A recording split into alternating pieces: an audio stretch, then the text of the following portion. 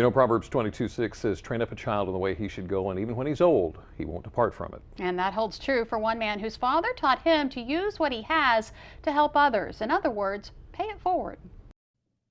For most parents, when a child leaves the nest, it's usually for good. But at age 51, Tony Tolbert has come home again. Thank you for the love that we share. Amen. Amen. And it's for all the right reasons, or so says his mom. He is so giving, and he's always been that way. Tony grew up in a home that always seemed to have a spare bed, thanks to his father, Jimmy Tolbert. An entertainment lawyer in Los Angeles, Tony's dad extended a hand to almost anyone down on their luck. In fact, Tony can't remember a time there wasn't someone extra living in their house. And that gave this Harvard-educated attorney an idea. If I consider myself a generous person, then be generous, practice generosity. Tony decided to take his dad's generosity one step further. He announced he was moving back home because he was giving his own fully furnished LA home to a family he'd never even met, rent-free for a full year. I said, have you lost it? Tony insisted he hadn't lost anything. In fact, he'd gained something, perspective.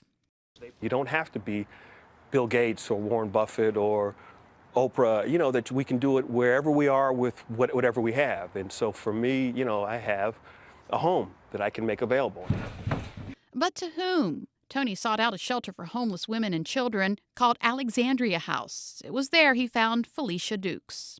They had a young man that wants to donate their house to you for a year. And I'm looking at her like, what? Like, are you serious? Well, here we are. Felicia had been sharing this single room at the shelter with 3 of her children, but it was for kids only. Her older son couldn't join them. So not only was the family homeless and broke, but separated. Until, that is, last weekend, when the boxes arrived at Felicia's new home, Tony's old one. And shortly after the boxes, her son showed up too. With one gesture, Tony's house had become a stranger's real home. My heart just fills up and stuff.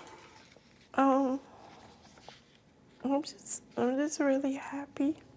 Tony's dad doesn't know of his son's generosity. He's suffering from Alzheimer's disease, but the lessons he taught are far from forgotten. Kindness creates kindness. Generosity creates, generosity. Love creates love.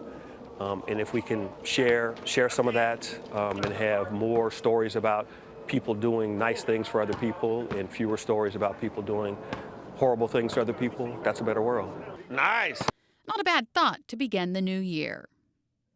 So inspiring. Yes, and as a matter of fact, we know that there are a lot of people on Delmarva who are also very giving, very selfless. So we asked on Facebook, how are you paying it forward in 2013?